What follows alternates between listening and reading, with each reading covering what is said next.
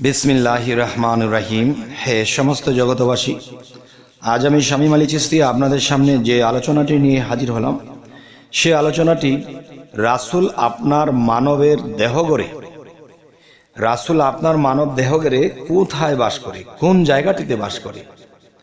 एवं एकटी कथा आछे जे घुरे फिरे 12 घरे बसेई 13। ताहले घुरे फिरे तो आमार 12 प्रयोजन नेই, যদি ঘরে বসে আমি 13 পাই। তাই একটা কথা আমি মিলিয়ে বলে থাকি যে ঘুরে ফিরে 12 ঘরে বসে 13, এর চেয়ে যারা বেশি বোঝে তারাই পড়ে যায় ফেরো। তবে হে সমস্ত জগতবাসী, আজকের কথাগুলো একটু মনোযোগ দিয়ে শুনবেন। পুরোটি ভিডিও না শুনলে আপনারা এটি বুঝবেন না।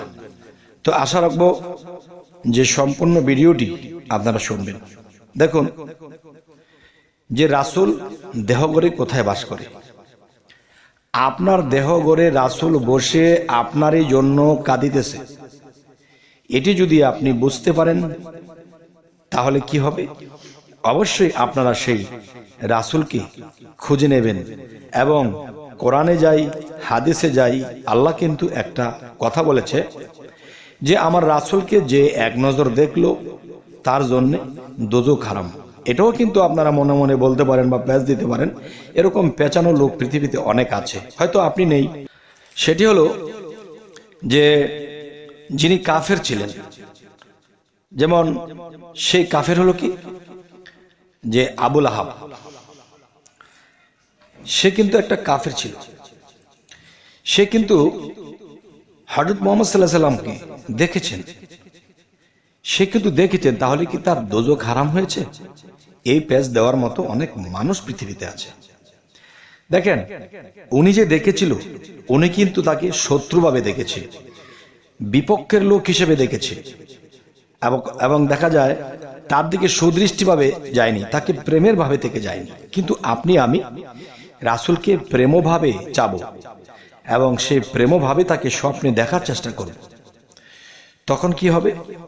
যে একটা প্রেম ভাবে কারো আশেক হয়ে কারো প্রেমিক হয়ে যদি আমি কাউকে দেখি, তাহলে সেই দেখাতে আপনার দোজখ হারাম হবে। আপনি তো আর রাসূলের দুশমন নয়, আর রাসূলও আপনার দুশমন নয়। তাই বলবো কি যে আপনার দেহ গড়ে কোথায় সেই রাসূল বাস করে এবং তাকে যদি এক নজর দেখতে পারি তাহলে দোজখ হারাম হয়ে যাবে। দেখেন, আল্লাহ একসময় বলেছিল যে হে রাসূল, আপনার হাতই আমার হাত।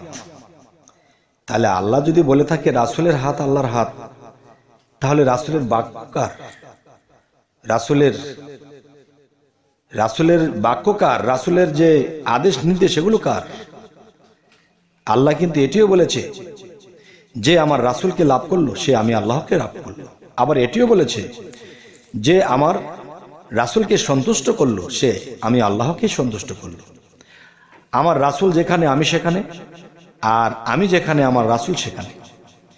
তাহলে এমন কথা যদি আল্লাহ বলে থাকে, তাহলে নিশ্চয়ই আমাদের রাসূলকে দেখলেই আল্লাহকে দেখা হবে। তাহলে রাসূলকে কি করে দেখব? আল্লাহকে দেখব কি করে, আর রাসূলকে বা কি করে দেখব? সেটির বিষয় হলো, দেখুন রাসূল কি বলেছিল। রাসূল বলেছিল যদি আমাকে দিয়ে নবুয়ত খতম হয়ে যায়, তাহলে নবুয়ত খতম হয়ে গেলে সে আর আসবে না। তাহলে বর্তমানে কে থাকবে? পীর মুর্শিদ ওলিয়া আউলিয়া থাকবে।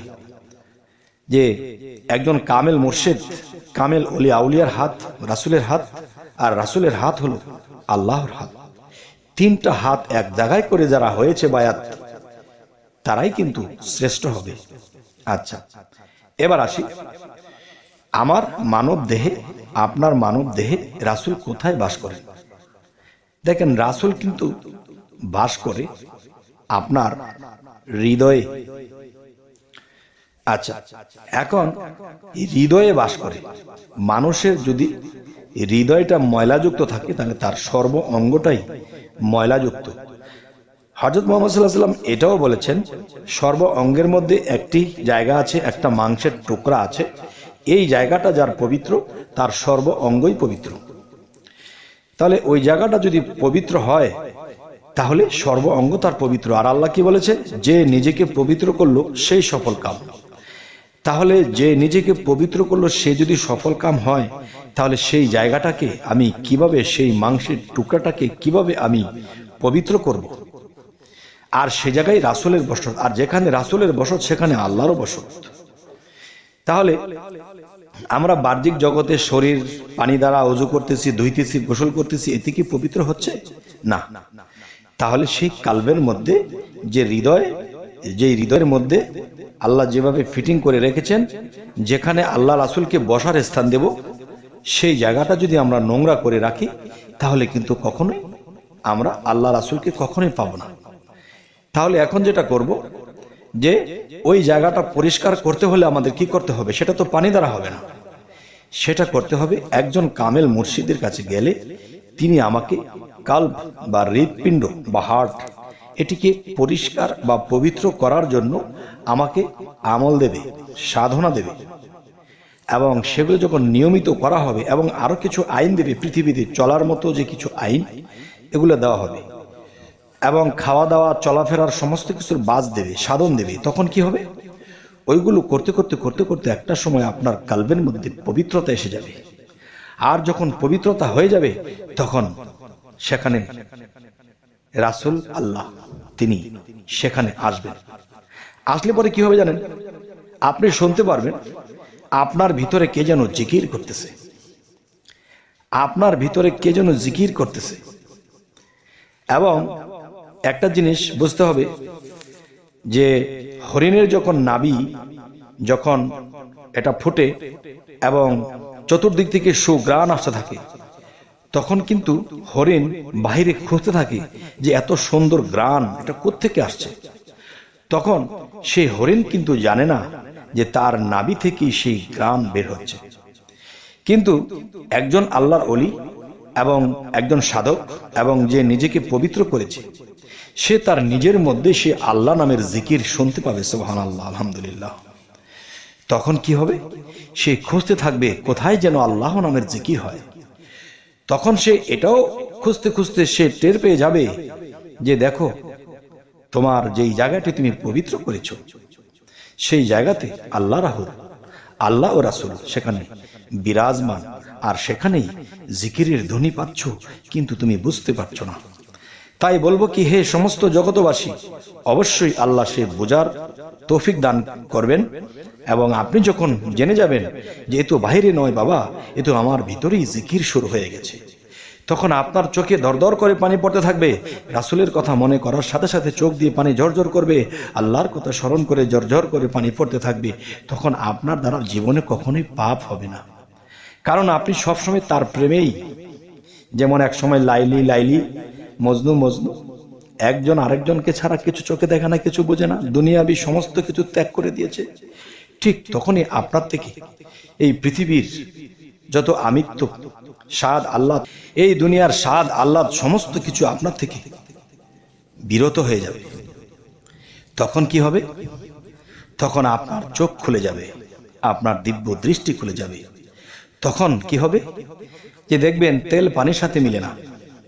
ঠিক আপনি জগতে চলবেন ঠিকই, সবার থেকে আলাদা হয়ে যাবেন। তখনই আল্লাহর কাছে আপনি শ্রেষ্ঠ মানব হয়ে যাবেন। আপনার মুক্তির ফায়সালা পৃথিবীতে কি হয়ে যাবে। তবে হে সমস্ত জগতবাসী, আজকের এই আলোচনা কেন করলাম? এই পৃথিবীতে মানুষ জানে যে নিজেকে পবিত্র করতে হবে, সেটি কি পানি দ্বারা? না বাবা, সেটি পবিত্র করতে হবে সেই পবিত্র মানুষের কাছে গেলে, সেই পবিত্র ছোঁয়া এবং সাধন বলে, আমল বলে, প্রেম বলে, ভক্তি বলে, তখনই আপনার সেই হৃদয়, সেই কাল্ব, সেই মাংস টুকরাটুকু পবিত্র হয়ে যাবে। তখনই আপনার এই মানব জীবন ধন্য হয়ে যাবে। তবে হে সমস্ত জগতবাসী, আজ আমি শামীম আলী চিশতি আপনাদের সামনে একটি কথা বলে যাচ্ছি। আজকের এই আলোচনাটি যদি কেউ হৃদয়ে এবং জ্ঞানে মনে প্রবেশ করাতে পারেন আর এই আইনগুলো মেনে চলতে পারেন, ইনশাআল্লাহ ইহকাল পরকাল আপনার ভয় নেই, আপনি আল্লাহর বন্ধু হয়ে যাবেন। আর আল্লাহ কি বলেছে? আমার বন্ধুদের কোনো ভয় নেই, তারা কখনো চিন্তিত হবে না। তাই আজ এই আলোচনাটি করলাম। তো সকলেই ভালো থাকবেন হে সমস্ত জগতবাসী। আমাদের এই চ্যানেলটি যদি ভালো লাগে তো অবশ্যই সাবস্ক্রাইব করে নেবেন। যদি ফেসবুক হয় অবশ্যই ফলো করে নেবেন, যাতে পরবর্তী আলোচনাগুলো আপনারা পেয়ে যান। আল্লাহ হাফিজ।